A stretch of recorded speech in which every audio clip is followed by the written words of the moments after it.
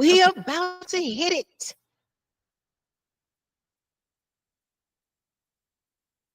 Let's go. Let's go.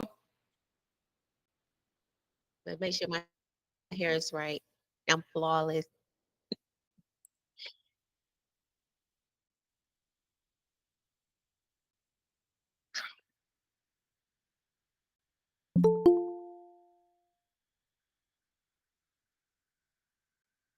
Yep. Hey, Michelle. Welcome to the Mz-Parkah second episode. Lawrence, we made it to the second episode. Welcome to the second episode of the Mz-Parkah podcast show. Remember to use your hands, guys. Hey, Michelle. Hello. Hey, Lawrence, just mute the calls until we get started.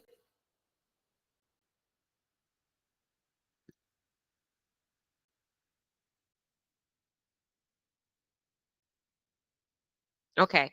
Welcome to the second episode of the Mz-Parkah show. I am so happy to be back. Yes, I have my cowboy attire. I am in the South.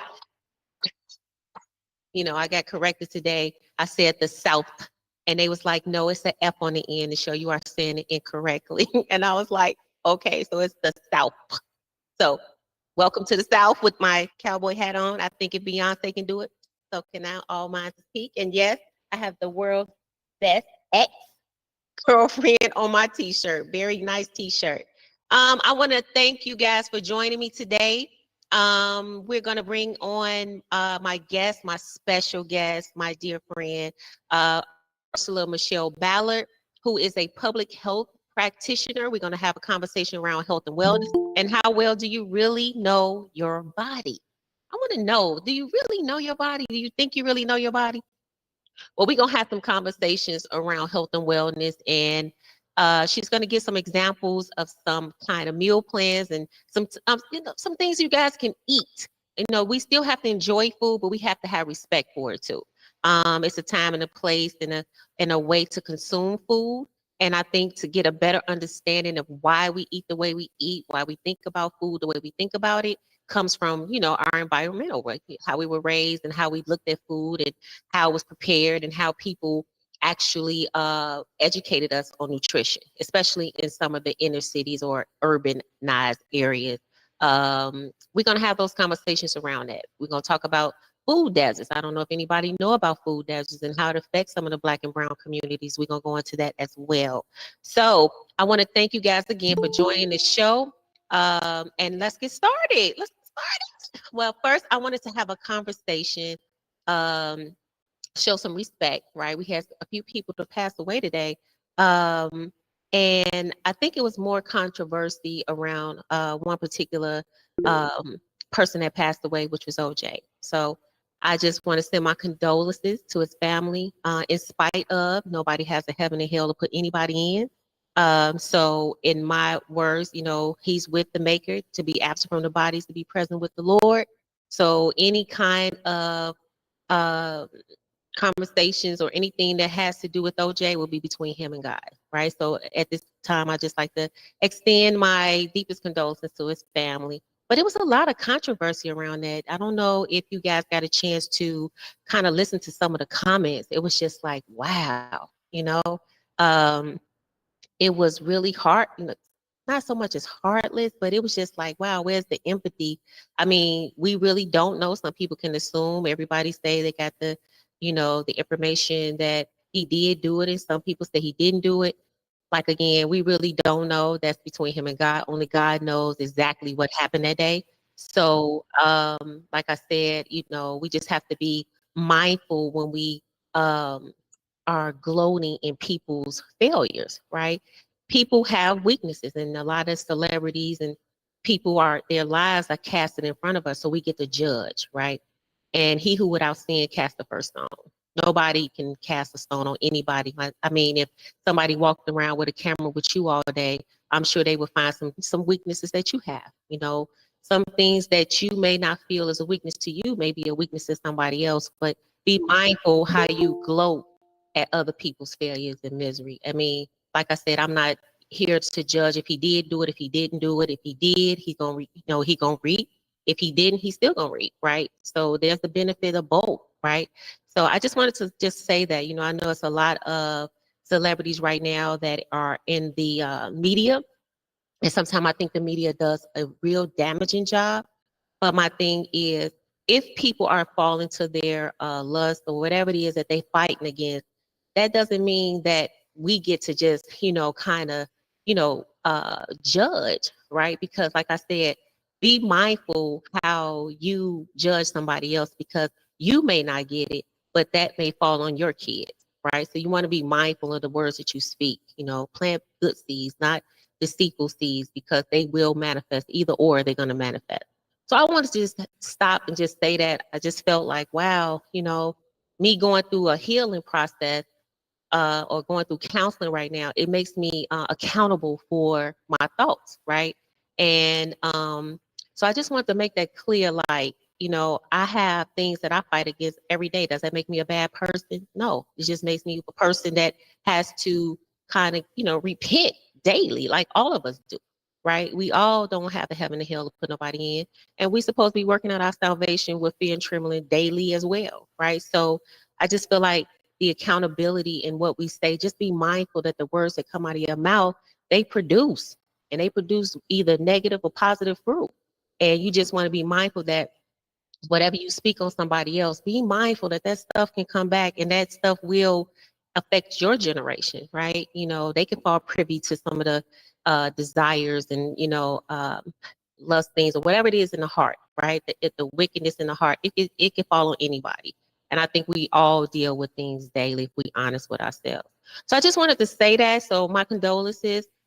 It was DJ Mr. C that passed away as well. So if anybody know hip hop, he was part of our era, which is the Generation X, the forgotten generation, the best generation there is. Yes, I said it.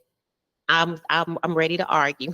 The latchkey kids, the kids that was raised by the baby boomers now. So yeah, we kind of a strong generation, but we had some really good talent back then for the hip hop era. So my condolences to his family as well. And we will get started with my special guest, my dear friend, Michelle Ballard, who has agreed to join me on my show as it relates to health and wellness. And I want to know, do you really know your body? Do you really know the things that make up your body? I know that I've been in doing school food for 10 years, right? And I never understood how important it is for us to follow compliances, right? And the state makes up what we do and how we feed and how many calories our intake our kids is supposed to have for a week. And, every week they have to have a certain amount of green, yellow, red, that kind of thing. So I didn't understand the process of that until I actually got into the industry. But then I learned a lot as far as how that same structure that we do for our kids is the same way that we do for ourselves, right? And the things that we need to make up the calories and the nutrients that we need for our bodies week to week, day to day kind of thing. So I brought Michelle on here because Michelle and I worked together and at a time, and I hired her as a registered dietitian, right? So I interviewed, her name is Ursula Michelle, right? So when I interviewed her, I'm like, it's never, black or brown that I see in that industry a lot, right? So I interviewed her, the screen pop on because we did a virtual, it was around COVID, right? So I interviewed her and the screen pop on. I'm like, I was shocked. Like I had never seen black or brown, people in that industry, right? Because I don't know, I just never seen that. I didn't know that we were educated in that field enough to kind of serve in that field, right? You educated to only to serve in that field. And so I'm interviewing her, I have her resume, and I'm like, oh, she is brilliant, right? So I hire her, of course I hired her, and I bring her and we go into the district and we walking around, and at that time there were a lot of chief of staff, and it was a lot of African-American women in those positions that held at this particular area I worked in. And of course, again, you don't see a lot of us at the top like that, this chief of staff of any kind of educational systems. Like I was just like, wow, right? So I'm bringing Michelle. They were my friends, though. Like I said, I'm just introducing Michelle to the crew, right? We had a crew. And when I said it was the registered dietitian, everybody was like, what? Right? And you got to think they are in education. So we were like really in awe of the professionalism and the fact that we are able to speak to our own nutrition.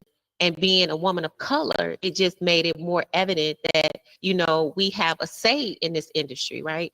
And that our bodies are a little different and how we receive our nutrients for our bodies and stuff. So I learned a lot from her, working with her. So yes, I hired her to be my registered dietitian at the time. She's big wigging it now. She's still an RD, but she's a public health practitioner. So I want to introduce Michelle Ballard to my show.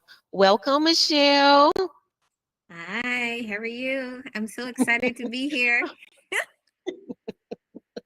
So we were talking, Michelle and I had a conversation yesterday, and well, we talked during our career as far as talking about education, food, nutrition, and education. And we were having a conversation about our bodies.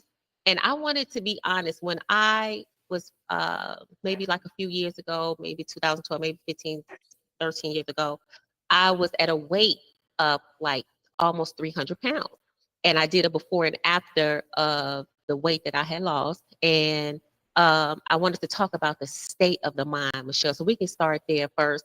How, for me, I was so depressed. Like everything around me was depressing to me. I was trying to find, I was married at the time and I had my daughter. I had a family, you know, that a blended family at the time. And then trying to find your own identity in that was really hard for me.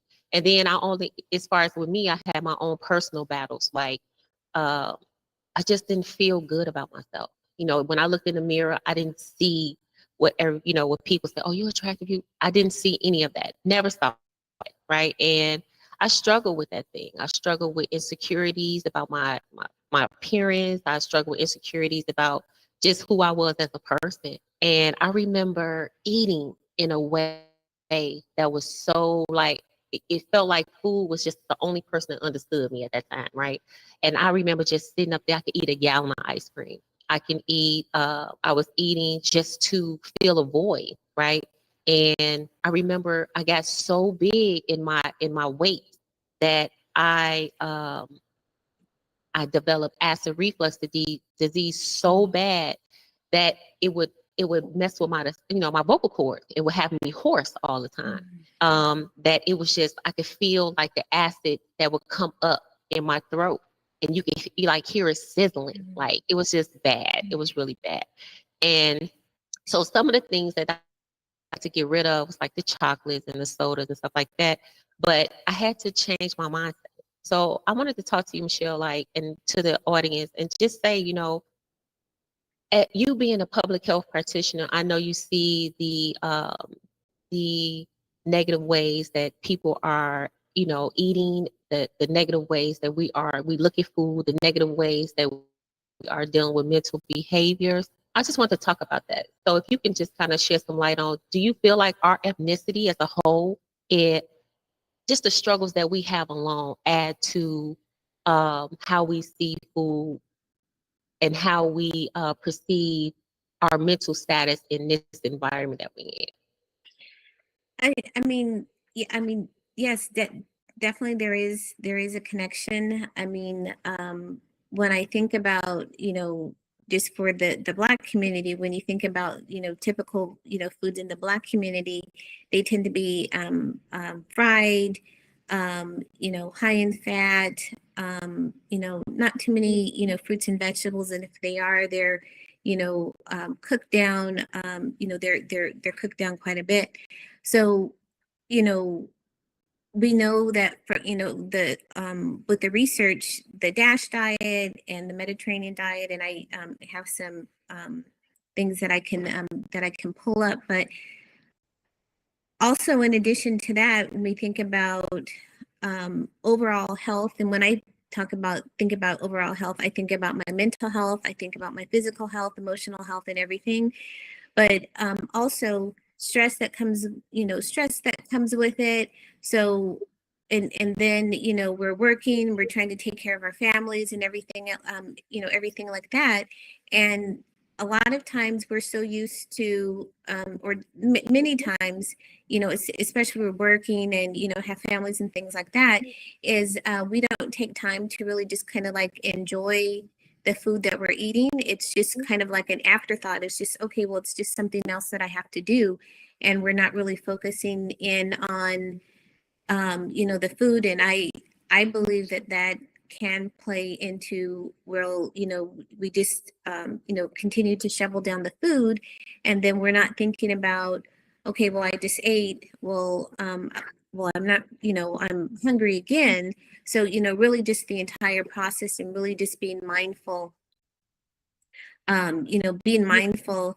And, when I'm talking with individuals or even with groups, writing down what you're eating, write down what you eat. How did you feel about it? I mean, how much, what time of day was it? I mean, did you, have a headache? How are you feeling? Did you not get, much sleep last night? So I think it's really, it's a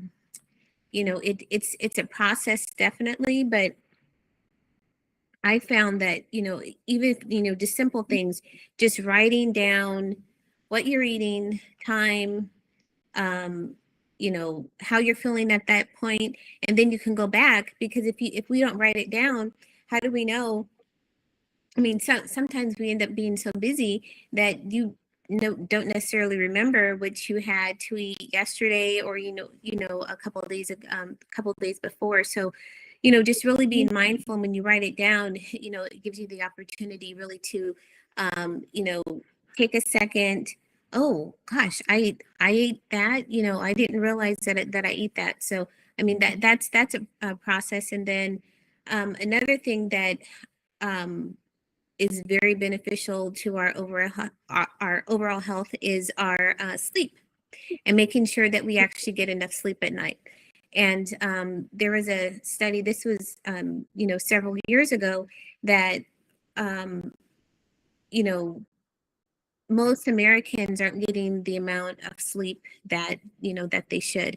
And we know that when we sleep, we feel better, it reduces cortisol levels, and then getting some type of activity during the day as well. And um, that also helps it too.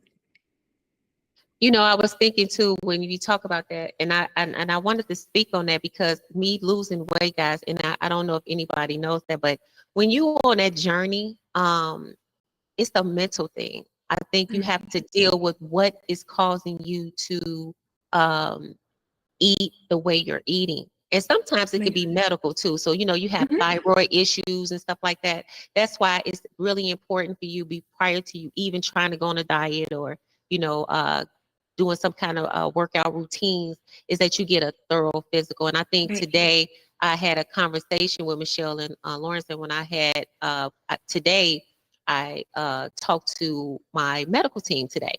And it was funny because I got a bill, and the bill was like $30. And I'm like, well, why do I have a $30 bill? Well, every year I plan a physical. And the reason why I plan a physical, and I make them do every kind of test there is, right? Because here's the thing. If I work out every day, I know for a fact that you can work out, you can eat right, and you can still have some kind of ailment in the body, because a lot of the times when we hit a certain age, especially when you start hitting your 50s, everything that's dormant will come up, right? It's like in our generation or our ethnicity, a culture of people, we don't talk about the past. Your grandparents didn't talk about their parents. Like, a lot of things is what's in the house, stay in the house kind of thing. So you really don't know all of the sicknesses that they faced, right? But you know that you have a bloodline and it extends further than your mom and your dad, right? So what happens is you live, and then when you hit 50, you got high blood pressure. You didn't even have it. You have a virus in the heart like I did. You didn't even know where that came from, right? Because my family didn't have that. So where's that stuff coming from? So guys, well, the reason why I say that, so I went and I took all these tests, right? not knowing that when I was young, we used to go do a physical, and your physical was like, they took the blood, right? And they, did everything. You was at the doctor all day when you was a kid, right? When you did a physical. You in there for 10 minutes, if not that long, right? They come in, they look at you, they have you breathe and raise your arms, check your, if you're a woman, check your breast, whatever, and then they out the door. And then they still say, well, hey, I'm gonna test you for this, this, this, this, this. That's in the blood work. So then you sit there, you get the one tube, they switch the tube out and put all these different tubes. So you really don't know, to the point of after the fact when you get the bill and they charging you for like B12. What? You charging me for like D3. What? But you telling me that these are vital to my body for me to function, especially when you start menopausing, right? So ladies, when you start menopause, that D3 is very important, right? But it's a lot of vitamins important when you menopause, but I know for a fact D3, and everybody talk about the different levels and the different types of magnesium, but I had an attitude because I felt like, why am I paying an additional $30 for blood work that I need, that you asked me when I'm in the physical? Hey, let me check to see if you're D3. You're not sleeping. Or let me see if your calcium is low. Let me see if you got B12. Whatever it is, they're asking you these questions. So my thing is, why am I getting charged for it? And I was just telling Michelle that I feel like the medical industry at this time for us is not designed to keep us happy. It's not designed to keep us healthy. I'm sorry, keep us healthy and happy at the same time, but it's not designed for you to live, right? It's a money making industry for us. All these different, things that they have out there. It's just designed to me, to pollute the body a lot more as far as learning how your body initially operates, right? So I wanted to bring that up, guys, because she made a great point about your mental stability. And before you can actually get into any kind of physical activity or any kind of diet, I don't even like the word diet. I like a life change, right? You need to be able to do a life change, right? But I think for me to get that physical, just get it, get everything from your heart, your lungs, your liver, get everything. Men, you should be getting prostate checked. Like everything should be done prior to you even deciding to do any kind of physical or meal kind of plans, all that. You need to understand how your body operates. And Michelle, they do have some testing where you can get some stuff done to test your vitamin levels and stuff like that. Don't they have those kind of tests too? Right, right. But it also depends on your health insurance. So, I mean, if your health insurance doesn't cover it, more than likely you'll end up having to pay out of pocket. Okay, so guys, if you can, like, check your insurance. And then I do know that that those tests, guys, I'm telling you, the information that comes from you understanding how your body operates is very pivotal as you get older, right? It's as you get older, the bones start to decrease. That you got a lot of women fighting osteoporosis. Like it's a lot of things that's happening to the body as it ages. So I want to make sure that you understand that we having this conversation around health and wellness because it's important for you guys to understand that for me personally, if you look at my before and after, I was so sick. If you get a chance to look at the video and you blow it up, the heaviest part of me, and you blow it up, you'll see that my eyes was extremely dark. The circles around my eyes was extremely dark, and there was a lot of deficiencies in that. So again, that's why I'm telling you that you have to make sure that you are getting your blood work checked for your iron. I was really, really sick, and it was all coming out as far as in my weight, my joint, because I'm only 5'4", right? So you talking about the additional weight that's already for your bone structure. You already got weight, right? So for me to have an additional poundage on me was really hard on my knees. It really, really hurt my knees. And for me, I've never been a busty girl at all. So for me to become a double D because of the weight that I was carrying, that had structural, problems with my shoulders, my back, right? So I'm just saying, guys, because the way your body is framed, it's not framed to have additional weight like it had. So I just wanted you guys to know that story. And I did have to change my weight in my diet, but I had to change my mental process first. And the depression, the suicide, I felt like I didn't want to be here no more. I'm just being totally honest with you guys. Like it's the depression to a point where it's hard for you to even get out of bed. So I just wanted to make sure that you understood that it was a before and it was an after of me. Like, yeah, a 2-piece, absolutely. Now, do I struggle to stay in a 2-piece? Absolutely. Like, it's not an easy thing, and I don't want nobody to think that it's easy to stay in a 2-piece. Like right now, I've been eating everything since I've been at home. When I was home for Easter, I was eating everything. So yes, it is a understanding about food, and I want people to know that that's a daily struggle. That's not just one struggle. It's a daily struggle for me. It's a daily struggle for me for my health, and it's a daily struggle for me for my mental. So again, that's why I want to bring Michelle on here to have these conversations. So Michelle, let's talk about we talked about everything that's good for you. Let's talk about the cost. We got a comment from my sister Sharita when we talked about the food deserts yesterday, Michelle. We talked about how expensive when you have to eat quinoa. Now, I don't like quinoa, but just my thing is and the funny thing about it, and Sarita, I'm gonna speak to that too, because when we was in food, well, I'm still in food. Michelle's, I'm still in food. And we had a conversation with right before we got a contract, we had all this food that we wanted to just, give to the kids, right? And then we got slammed right when school was getting ready to start. They stepped in and revitalized. They shut down so much stuff that the kids could actually have that we were stuck at that moment trying to find these healthier options, right? Um, and the funny thing about that was we teach our children in school that, the calories and the things that they can eat and the type of food that we buy from government and that kind of thing. And but that I was just telling Michelle that a lot of the parents can't even afford what we do in the schools. They can't go to the supermarket and buy those same items because it's very expensive. So can you speak to that, Michelle, the things that would benefit our community? Because again, we do have food deserts, and we were just talking about some of your local grocery stores don't even serve fresh produce, right? And if they do have fresh produce, it's not the best selection of fresh produce. And on top of that, the meat that they have is not always the meat within the expiration time period. So you might get some meat that might have 3-day, and they might put the half off on it, right? Because they're trying to move the meat. But what happened to the meat prior to that? How long have you been sitting on meat at this particular store? A lot of the times they buy that meat that only lasts 2 to 3 days, right, in our communities. So the meat that they have, we don't get the selection as we would if we went to a Trader Joe's. And a lot of the times those type of supermarkets are maybe 50 to 60 miles away from where we actually live. And if you don't have a vehicle, if it's not transportation of a bus to get to that particular store, you'll never be able to get those items to feed your family healthier choices, right?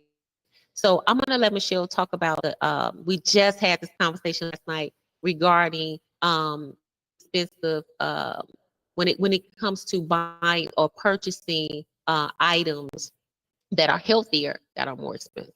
Go ahead, Michelle. So, I mean, as far as like, I'll just start with fruits and vegetables because, across the world, 1 in 5 deaths are related to poor diet. Cardiovascular disease is the number one killer here in the United States.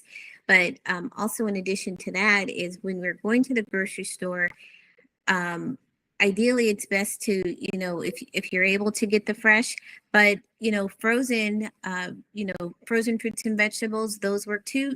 Just make sure that especially like with the vegetables, that they don't have too much sodium or sauces or anything like that. So those are perfectly fine.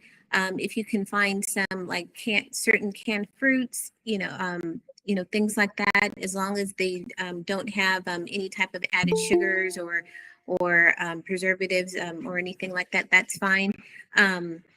Another place that that you may consider is farmers markets. Going to farmers markets, if you wait until the very end, the farmers, for the most part, they're having to get rid of their produce, or they don't want to take as much home. So, you know, that's also another place that you can actually get, discounted produce. And another thing that I do is, you know, when you're going to the grocery store, before you go, take a look at the sale ads, because what's on sale, different fruits or vegetables, different products. That's also a better way, you know, a great way to save money. And if there's coupons, that's also another great way. But excuse me, the research shows adding more plant-based and or, you know, just adding more fruits and vegetables in our diet reduces our risk of deaths and also certain types of diseases long Absolutely. term. Absolutely. And you know, it's funny too. Hey guys, we're gonna take calls in the next 10 minutes. So if you guys want to wait until we open the lines up, I will let you guys speak. We'll take calls at like 8:40, I want to say, because we're gonna end the call. I think we're doing a 45-minute call today. So if you guys continue to talk, we probably go an hour, but it's usually a 45-minute show. It's supposed to be. But give us a few minutes. I want to be able to touch a lot of points with Michelle while I have her here. And if I have to, I just have to ask her to come back because you guys really have a lot of questions when it comes to health and wellness. But I wanted to talk about, you know, too much of anything can be bad, right? Like if we talk about vegetables, but to me, if you eat too much salmon, it could be a problem, right? If you eat too much asparagus, you know, sometimes asparagus comes with the smell with the urine. So, you know, that could be bad. It gives you, you know, broccoli makes you bloated. You know, it depends on your body and how it responds to some of the vegetables that you eat. So again, everything has its pros and cons, right? Just because you eat a lot of, you know, healthy food don't mean that there's not a con to it, right? Sometimes it does add. That's why I said you guys have to know your body. Like you have to know what's good for you and what's not. Now, for me, I still eat, right? But I just eat in small portions and it looked like I eat a lot, right? Because the food is broken down into small portions. But if I'm eating every 2 to 3 hours, now that's not necessarily saying that you have to, right? But if you get like 5 meals in, there's 2 snacks and you got your breakfast, lunch, and dinner, right? You have 2 snacks. You might have to do that. You break it down to every 2 to 3 hours and you're drinking nothing but like gallons of water. Like you constantly drink the water to get the flush, right? That's all water. It flushes the body, right? It keeps that metabolism kind of moving because stuff is coming in, coming out. And I'm not gonna say what I'm saying, but you know what I'm saying. You know what I'm saying. But it comes in as you're drinking. It moves everything to a part of the body that needs to come on out, right? So that the metabolism can trust. And I think that's what I need you guys to understand. Your metabolism, your body has to trust that you're going to feed it. And some people feel like, oh, I'm going to fast. You fast. Don't get me wrong. You fast for your religious reasons. I get it because I do it all the time. But I want you guys to understand too that the body can survive. You know, it can. It's just that sometimes it panics, or if it trusts that if you, let's just say you've been eating right or whatever, 2 to 3 hours, and then you take a fast, right? And the body won't panic as much as it would if you constantly keep doing it where you don't eat none and then you eat this big meal. So what the body's going to do is going to store the fat. So if you eat one time, your body's not going to trust you to eat it. So it's going to take the fat and store it. So as you think you're losing weight, you're really not losing weight, you're losing muscle mass, right? So you guys want to be mindful of how your body operates, right? And that's what I wanted to talk about with Michelle. We talk about vegetables and stuff. Yes, it's good to have those. And like I said, she's going to share her screen and have some things for you guys. Again, Darren, can you wait? We're going to do calls at like 8:40. I'm going to have Lawrence flag me so that you guys can get on a call with Michelle or myself, and you guys can express what it is you really want to express or talk about when it comes to your health and wellness. But we was talking too about vitamins, guys. I know that I was asking Michelle too about the type of vitamins that I take.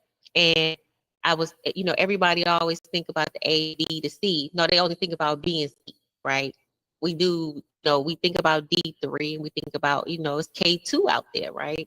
So I'm gonna have Michelle talk about some of the vitamin intake too.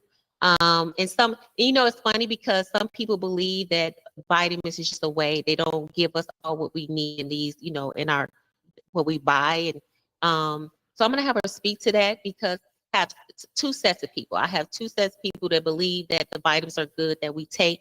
You know, we go to the Walgreens, or you go to your local store and you get your vitamins. And some people go to the dollar store and get their vitamins. And people feel like those vitamins are not really good. They not, you know, the companies are not really putting what they need in those percentages of vitamins.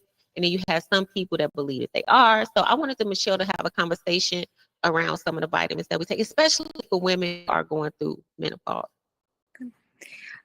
So as far as vitamins, I mean, the first thing I want to say about vitamins is go to the doctor, get your levels tested, because you don't want to just go out and purchase and start taking vitamins and minerals and, you know, in your body, it's, you know, it's working fine. As far as vitamin D, I would probably say one, an important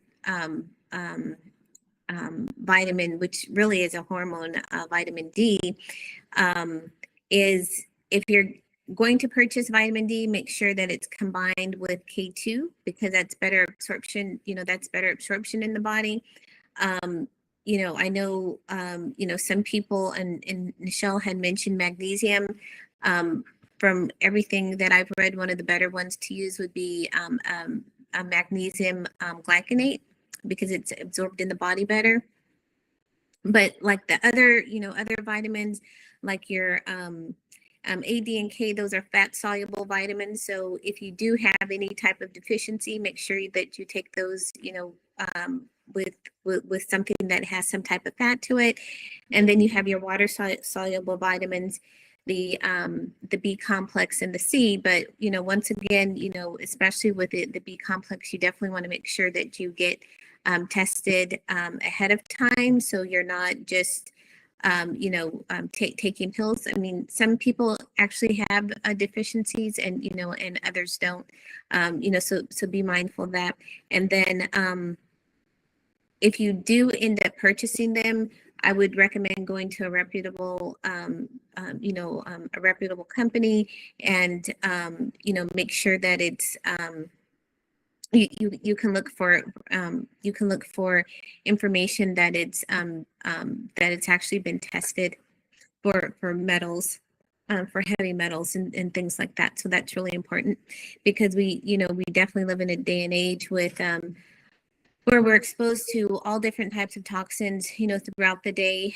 The body is able to get rid of some, but, you know, if we just think about the environment just from packaging and, you know, other things like that, we definitely need to be mindful of that as well.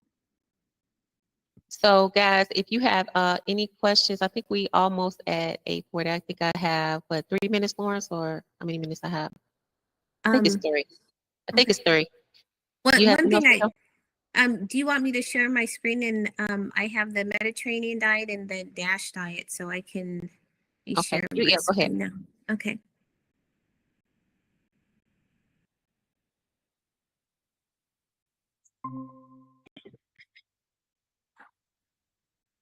Okay. Can you see my screen? Yes. Okay, all right. So this first one here, this is just the Mediterranean diet, and it's just kind of, you know, pretty basic. So this is the Mediterranean diet, and the next one that I'll show are the is the DASH diet, and these are, you know, two of the most researched diets here, you know, diets here in the U.S. However, there has been, you know, some concern as far as you know, adding your cultural foods. So I like this one because it really kind of breaks it down, where you have, you know, you do have carrots and broccoli, but if you're more accustomed to having, you know, other vegetables like collard greens or spinach, or, you know, whatever other types of vegetables, I will say that the darker the vegetable and the darker the fruit, the more vitamins and minerals and phytochemicals that you'll actually get. So, you know, that's something to think about. And whenever I'm talking about fruits and vegetables as well, you know, definitely encouraging seasonality. So when you go to the grocery store, purchasing what, you know, what's in season, and or, you know, things that you really enjoy. And then the whole grains there at the bottom, and that's not necessarily limited just to, you know, whole wheat bread. It, you know, it could be like millet, it could be sorghum, some grains that are, actually gaining a little bit more popularity here in the United States. And then extra virgin olive oil and beans and nuts, and then fish as well. And then the next one that's here is dietary approaches to stop hypertension.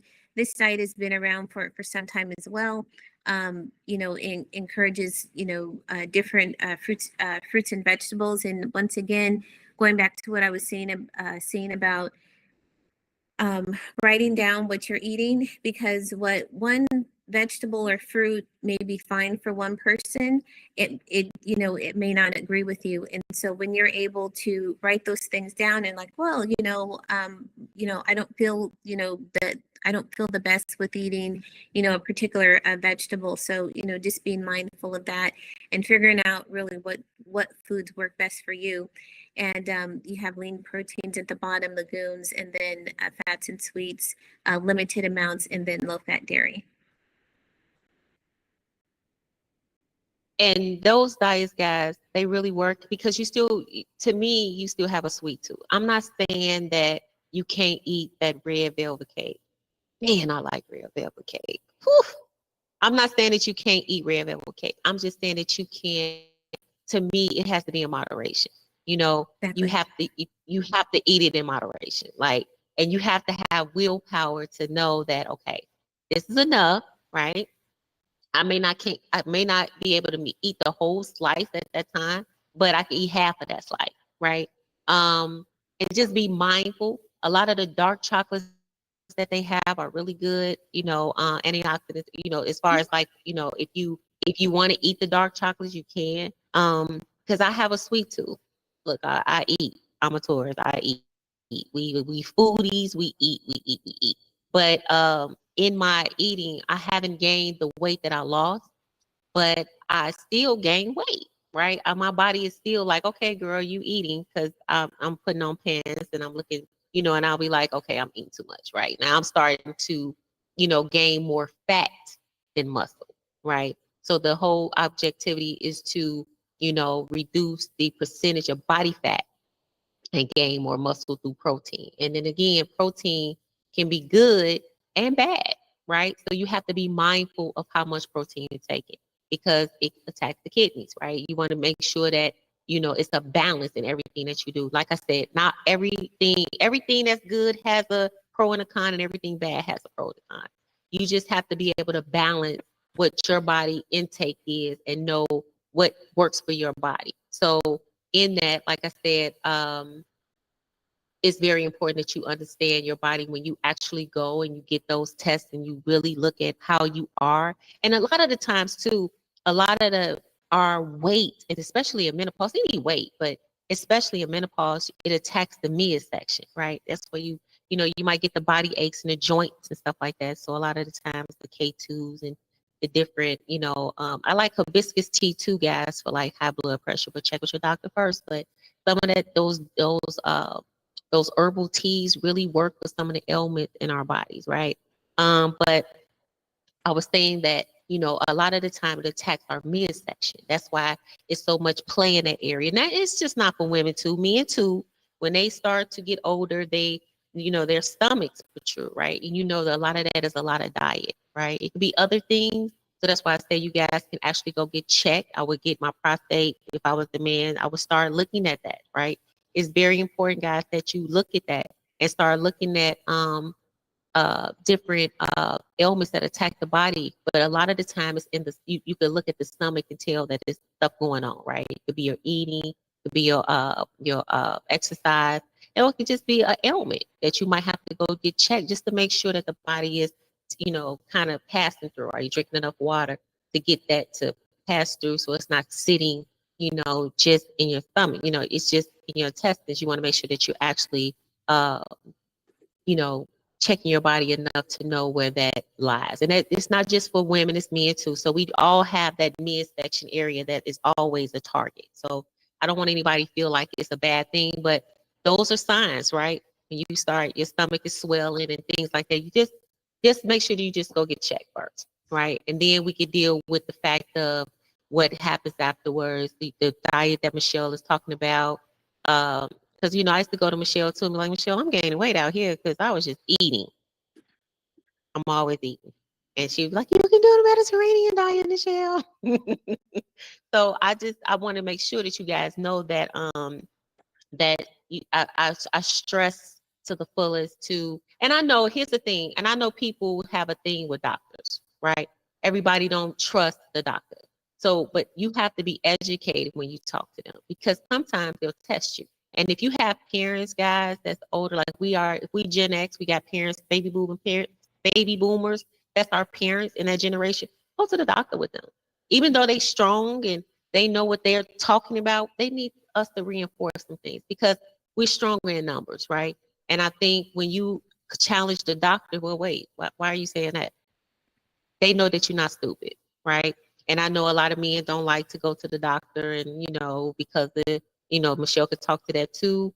But I just want to make sure that you guys understand that in order for you to start any kind of process, you want to make sure, one, that your health is right. So all the tests you need to take, even if you have to pay additional, and I know I'm saying that, but the reason why I say that is because you want to be able to have the facts in your hand about your body, right?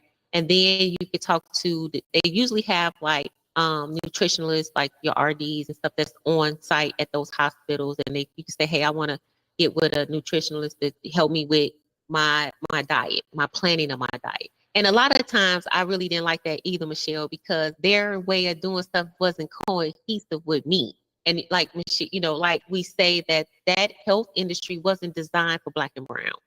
It was not. The BMIs, don't even listen to BMIs. The BMIs and all that kind of stuff. I know some people believe in it. I don't. I think it's just undertone racial, connotation when it comes to those BMIs. We could argue about it, but that's just how I feel, right? But I just feel like we just have to be mindful. So I'm stressing the fact that you guys have to get your physicals done. You have to get that looked at before you start jumping up and down and doing all these HIIT exercises and a lot of exercises. If you eat right, that's like 85-90% of the weight loss. If you eat right and then you do 10% workout, that's all it is. You don't have to be in the gym 3 hours. That doesn't make any sense. You don't have to be in the gym 30 minutes. If you get up and walk, and that we Michelle talked about that too. Just walking is the best exercise ever, right? But I will let her speak to it as far as the exercise, Michelle. We talked about the exercise. We talked about the fear that people have when it comes to going to the doctor. Yeah, so there was a study that came out, I think it was about a year or so ago, related to walking, and it showed that if you're able to walk 4,000 steps a day, you're actually able to, that increases your chances for living longer. So 4,000 steps for everybody, that's about 2 miles. And so if you have like a, Apple Watch or, some type of, tracker on your phone, you can walk around your house, maybe take a, walk around the block. But the closer you get, the closer you get to that, at least that 4,000 every day, you do have a, you definitely have it increases your chance to actually live longer. And we know that when we do some type of, activity, we tend to sleep better. We tend to sleep better at night. But also going back to, what you were talking about as far as, trusting, trusting physicians and, really the healthcare industry. We have a very long, sordid, painful history, especially in the Black community, as far as not trusting, medical professionals. And I don't know of a person that hasn't had to deal with it in one way or another. But I do know this, that we have to be our own advocates. We need to figure out if the doctor is giving a certain type of medication, we'll ask why they're giving that type of medication. and doing your research, and when you go into the doctor's office, asking the questions, and if they're not able to they're not able to answer your questions, maybe it's time to actually find another provider as well. So regardless if we have health insurance or not, we still need to be our own medical advocates. I'm a medical advocate for my mom, other people as well. And it's something that, I mean, and when my dad was living, I did the same thing for my dad. So, you know, it's critical that we're medical advocates for ourselves and also our families as well, because we only spend So a guys, very, okay. go ahead, Michelle. Go Okay. ahead. I was just going to say that we spend a very small portion of time with our doctors, and we can't rely on a person that we don't spend much time with to be able to, provide, everything about us when we're with us day after day, figuring out what works best for us, what doesn't work best for us, and then really being able to have those conversations with our healthcare providers. So in that, guys, just asking those questions that you need to ask, you need to know your body, right? The test that they say that they giving you, you have the right to get other opinions regarding that test. You have the right to ask if for the medication. They supposed to be able to explain it to you, and not in those doctoral terms. You could just say, "Hey, break it down." So, like I'm a fifth grade, right? And you have the right to get a printout of that information, right? They can give you that. And you can understand how that affects the body, and you just do other further research, or you call, like I said, I have a sister that's in the medical field, so I can pick up the phone and call her and say, hey, Nisi, what does this mean? Or, what is this diagnosis? What does it mean? Maybe everybody don't have that, and that's why you have the right to question and get the information that you need from that particular physician, right? For me, when I had acid reflux disease so bad that I had to get a second opinion, right? So that's why I'm asking you guys. You have to make sure that you are an advocate for yourself, and for anybody that you feel like, for my mom or my daughter or my granddaughter, whatever, you want to make sure that you understand, whether you tell them, hey, when you go to the doctor, put me on speakerphone, right? And you asking questions, you want them to know that there's somebody other than that particular person that people care about, and they're going to be on your heels if something happened and that you didn't diagnose them properly, right? You want them to know that I take your job very seriously, because I want you to I'm looking at you take your job serious, and I'm gonna hold you accountable if you don't, right? So I think that we have to just be out, especially in the Black community, considering, the Tuskegee experiment, considering Miss Lack, that they used her organs to, figure out cancer cells, and nobody, and she was still, her family was still fighting that, so we have to be mindful, guys, that for us as a generation, that as far as a people, that we are looked at different, because we have some genetics and genes that can be copied and emulated and needed for science, right? So you guys want to ask those questions, because you want to know about your body, because our body are studied for science. Our particular genetics and culture is studied for science, and I'm going to say that loudly, right? So you want to be mindful, if we're those people that they're looking for answers, and we need to know the answers within ourselves. That means you need to go to the doctor and figure it out, and make sure that you're getting the right answers that pertain to you and your development and your growth, right?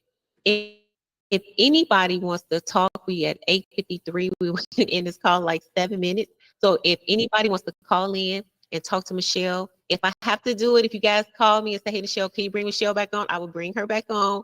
But if you were shy and don't want to call in, I'm accepting phone calls right now, so that she can answer some of your questions. If you have questions for me as relating to the body, as far, I'm not medical, I'm not a trainer, I'm none of that, but I am doing body contouring too, so to tighten the skin. So as we lose it, we tighten the skin. The recommendation for some of the things that I've done during the body sculpting that I'm doing, and it's non-invasive. So if you guys are interested in that, please hit me up. I have people that have been hitting me up, so I thank you guys for that already. But if you guys are interested in the things that I've done to tone the body, or just make it look smooth, I don't need abs, it just needs to be a little smooth. Just let me know. You can hit me up or hit me in my inbox. But if you guys want to call in, the numbers in the comments, right? Lawrence, numbers in the comment. You guys can dial in right now. we have like maybe 6 minutes. I want to say 5 minutes. I can't see my clock at the bottom, but how many minutes we got, Lauren? 5, 6, 6 minutes. I think it's 6 minutes. So if you guys want to call in, okay.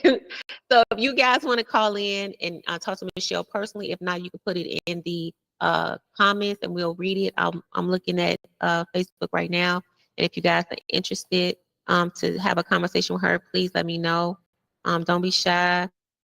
You want to have a conversation with her, you're more than welcome. Again, we are talking about health and wellness in the mental too. So your mental stability is more important than anything. Your mind affects your whole entire body. If the mind ain't right, the body will never be right. I don't care how much weight you think you want to lose or just change your lifestyle, period. I'm speaking from experience. I was almost 300 pounds and I suffered from acid reflux disease so bad I didn't even think I would like be able to talk again. So I just say that because it was affecting my vocal cords to a point where I was hoarse and couldn't even talk sometimes. So I just want you guys to be mindful that this is a process, and you know it took you longer to put the weight on than it would for it to come off, but it does come off, right? And it can stay off. Like I say, I struggle with it, struggle with mental daily. I struggle with weight daily. This is not just a one-time fix for Michelle, period. But if you guys don't have any more questions, I want to thank you guys for coming on. I want to thank my girl. I want to thank Michelle for coming on. If you guys really want to see Michelle again, just let me know because she is the perfect person.